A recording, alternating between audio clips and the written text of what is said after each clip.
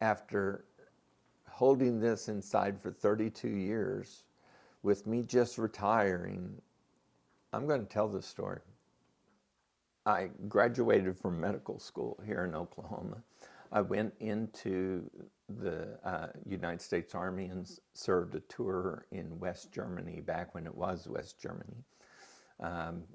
During the time I was there, we routinely flew missions along the inter-German border. I ended up eventually switching to the United States Air Force. Once I joined the Air Force, I was made the Chief of Aerospace Medicine at Cape Canaveral. I did search and rescue missions. I supported the U-2 missions from the 9th Strategic Reconnaissance Wing. Down through the years, I've been trained to fly T-37s, T-38s, and F-16 fixed wings. But I've also flown UH-1 Hueys, OH-58s, AH-1 Cobras. I actually deployed on missions to various nations around the world, but those missions I can't discuss because of some of the other things I've done in the military. There are things that I have still never disclosed to my wife or anyone else. But those were operations, functions, and all that kind of stuff. None of them were flying saucers. This was a stinking flying saucer that I saw because this guy showed it to me. I was the Chief of Aerospace Medicine, so that meant that I oversaw all of the medical operations of all of the flight crews, the air traffic controllers. The overall commander of Patrick Air Force Base in Cape Canaveral was a general. Under that general was a colonel who was responsible for all of the medical operations, surgeries, all that sort of stuff. But the person that was under him to deal with all space flight, aircraft flight, all of those things was me. I had to oversee the medical aspects of all of the launch operations at Cape Canaveral. In 1992, I believe it was a day, probably in April or May.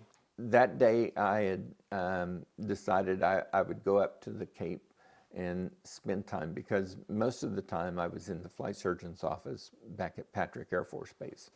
I had to oversee what the contractors were doing to make sure that they were doing it in a safe manner. So I had driven up to the Cape. I met a sort of tour guide because even though I had classification, you don't get into some of these areas without a certified guide. So he took me to 3 or 4 places, and so the last one was going to be whatever was going on in this building. So we went into the building. I think maybe once I'd been in on it through the previous years.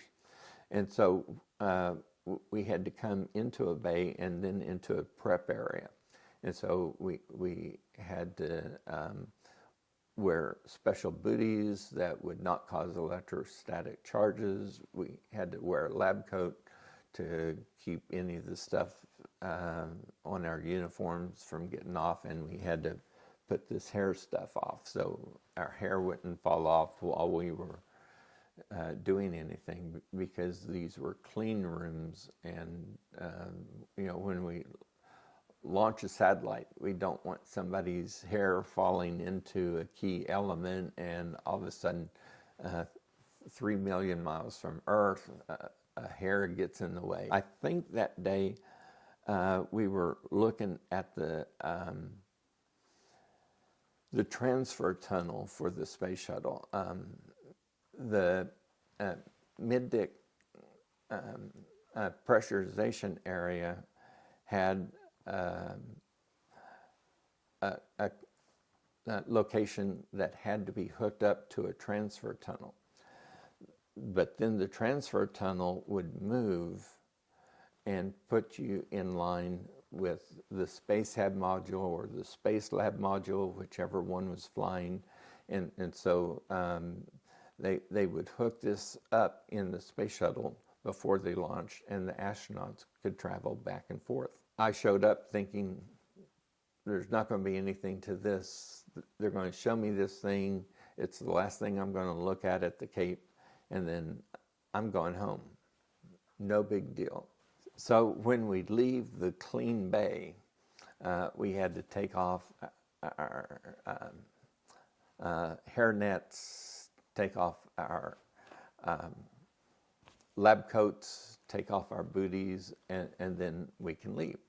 Well, he did that all the time, so man, boom, he was out of there. So I was being slow in doing mine, so I was maybe a minute behind him. I step out to the corridor and I think, I'm just walking to the front, I'm getting into my car, and I'm going back to Patrick.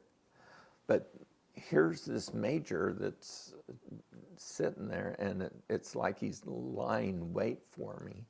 And he says, "Hey, Doc, I got something to show you. It'll knock your socks off." So, well, okay. You know, he was not an impressive specimen.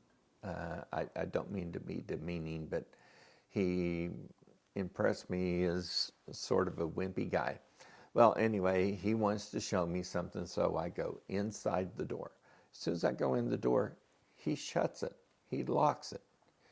He closes all of the louvers on the door and on the window looking out into the hallway. So I'm thinking, what on earth is this guy doing? So he then sits down at the computer console, turns it on, turns on the screen, and he's sitting there doing stuff, and it's taking several minutes. So I said, do I really need to be here for this? You know, and he says, yeah, you got to see this. So all of a sudden, up on the screen comes this closed circuit television feed. It looked like an absolutely normal flight area. I was flying with the 41st Air Rescue Squadron. If you showed the hangar with my helicopter in it, it would have looked just like that, except it's not my helicopter. This thing's a flying saucer. Now then, I look at this thing and my mind is going crazy. A flying saucer? Are you kidding me? I would estimate that it was about 20 feet wide, probably 8 to 10 feet tall, and then it had the shallow dome on top of it. There were two guys to the bottom left, and they had on lab coats. Made me think that they're engineers. There were three guys over on the right side. I think one of them just about even, and then two up in the right side. They reminded me of technicians, because technicians were the ones who hook up the hoses, work with the gases, all this sort of stuff.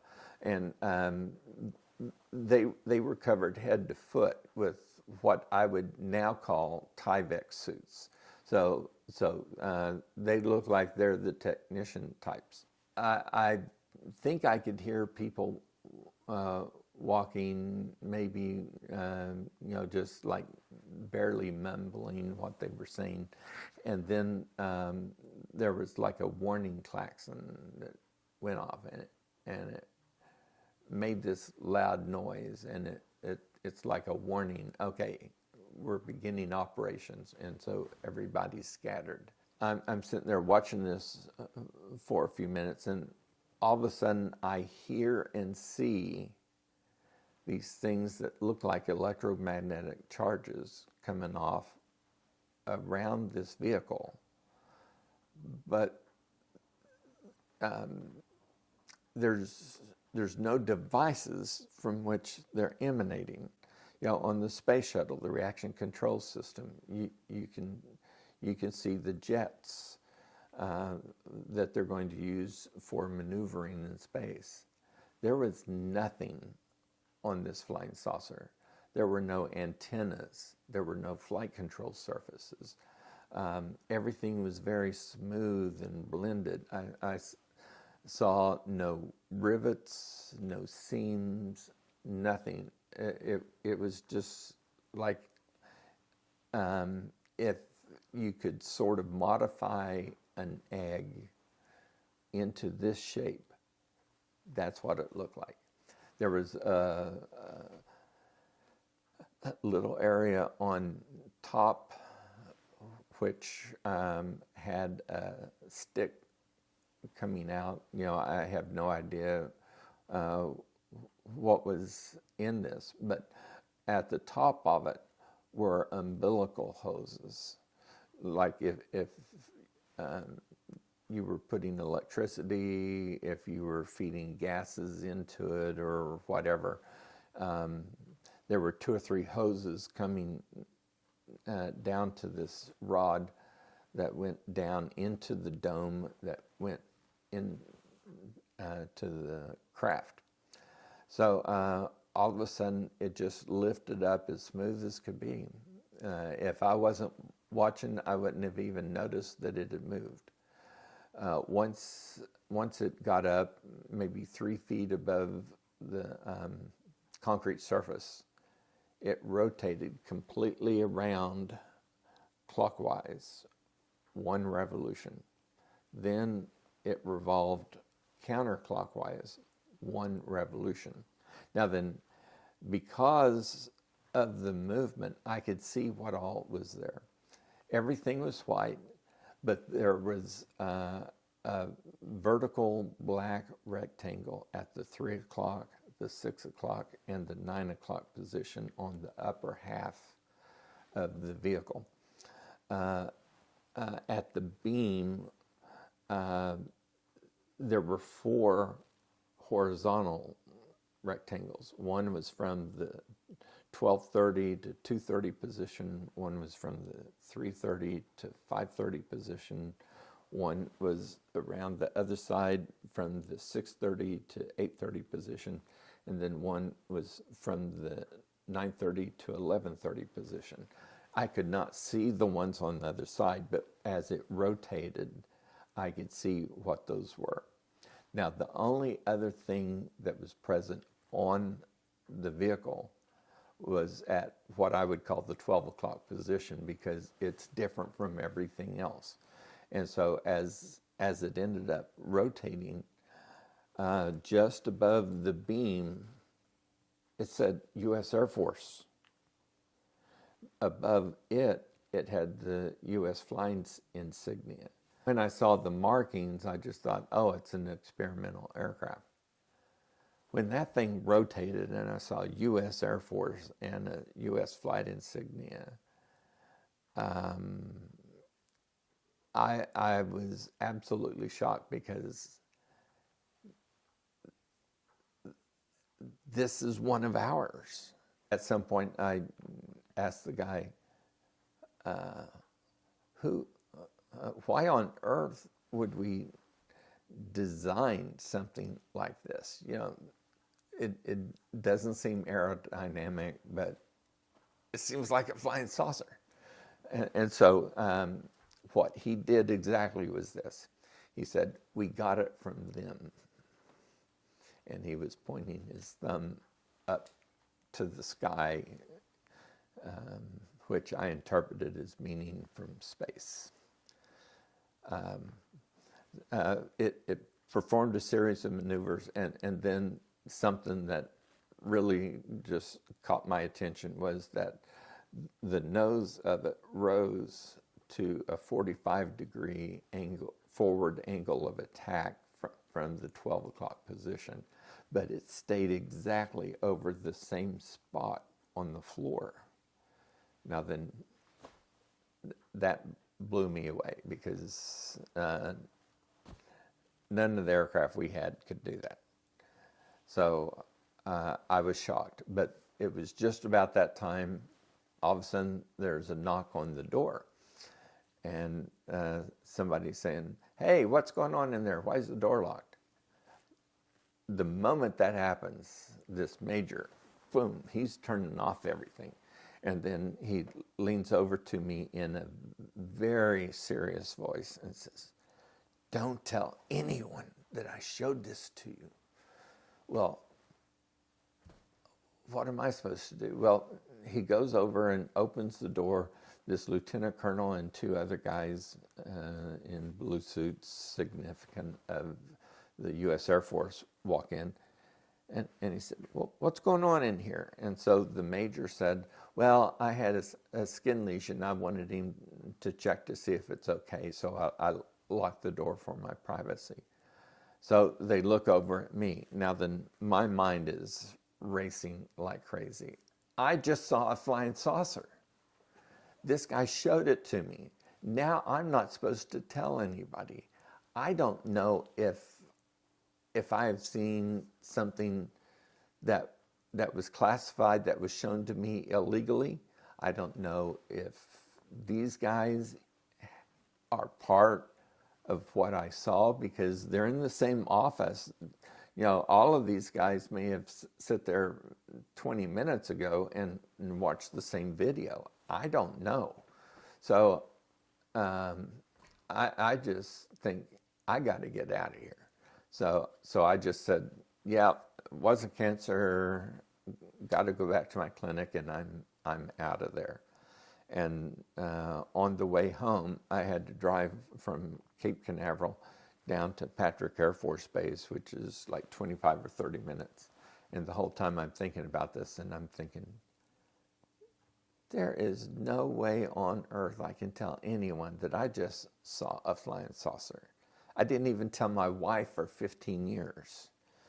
But, man, this guy trapped me by showing me something I didn't want to see, but there was not a thing I could do about it. By the time I knew what it was I didn't want to see, I already knew what it was.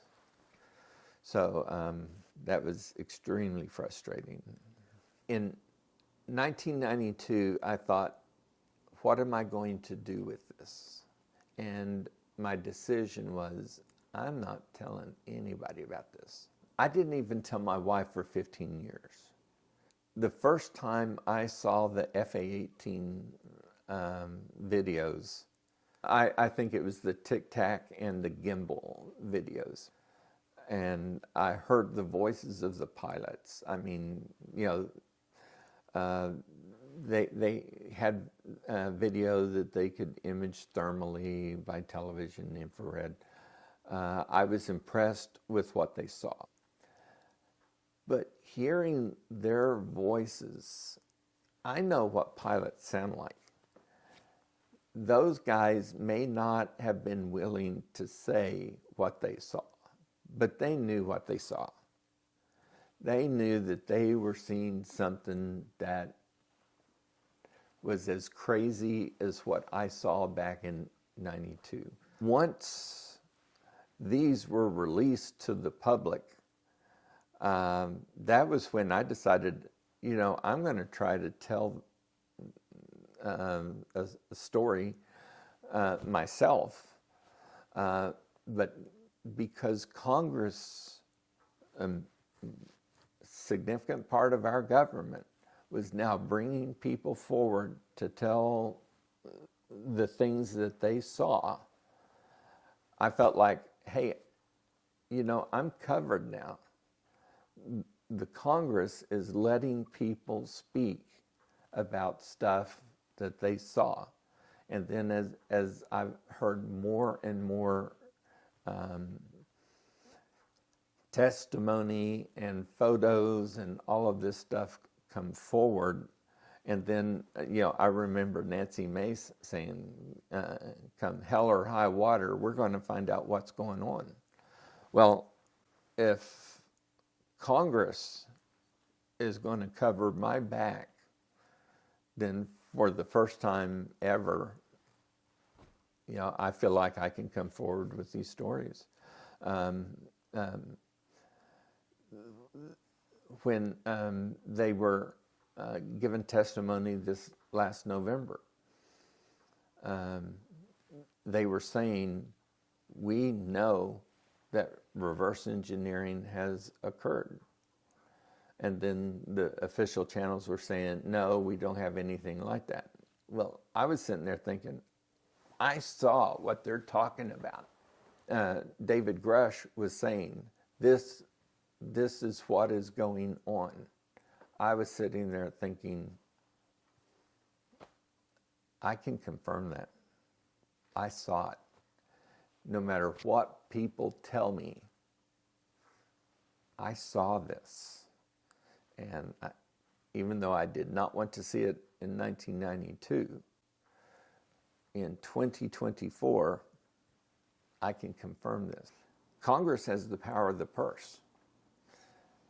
Everything that the Department of Defense does, it does with money that is generated by Congress.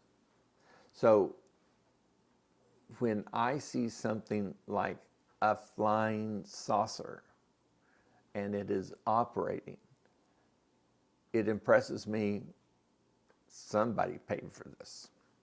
It did not happen in a vacuum.